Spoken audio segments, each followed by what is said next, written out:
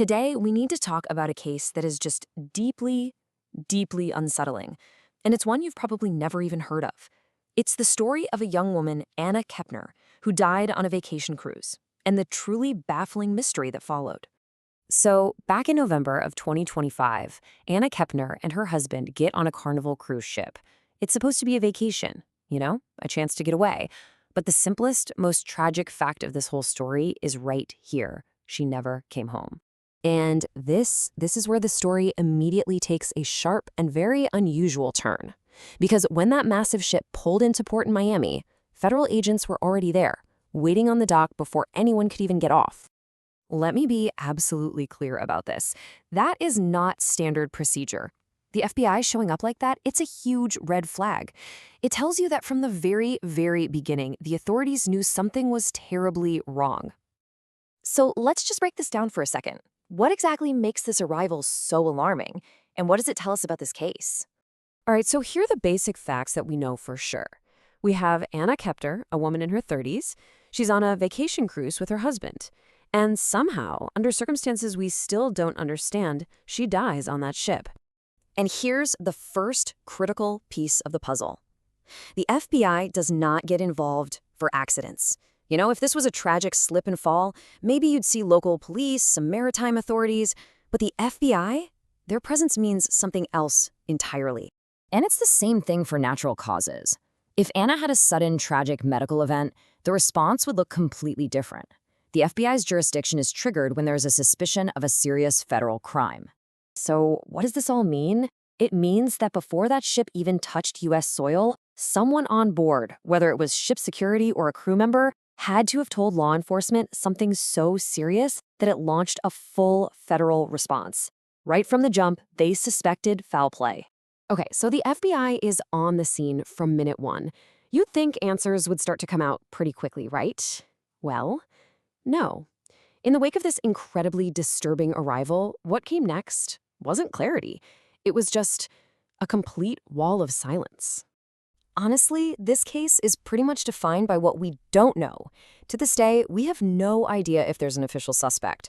We have not been told how Anna died, and nobody has been arrested. It's a total information black hole.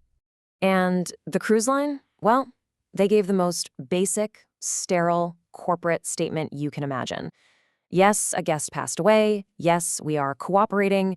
It's a statement designed to say absolutely nothing. And this just creates this heartbreaking picture, doesn't it? On one side, you have a family that is completely shattered, just begging for answers. And on the other, you have this giant corporation and a federal agency that are telling them nothing. So why? Why the silence? Why is it so difficult? Well, a huge part of the answer lies in this really strange, confusing legal reality, this kind of legal black hole that cruise ships operate in. Okay, so check this out, because this is where it gets crazy.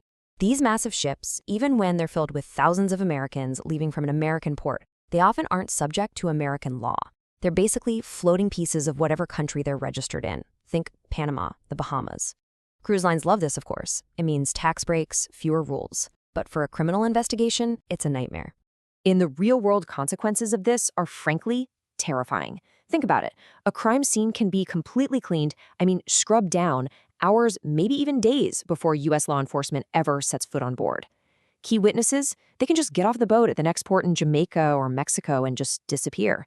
It is almost the perfect environment for a crime to go unsolved.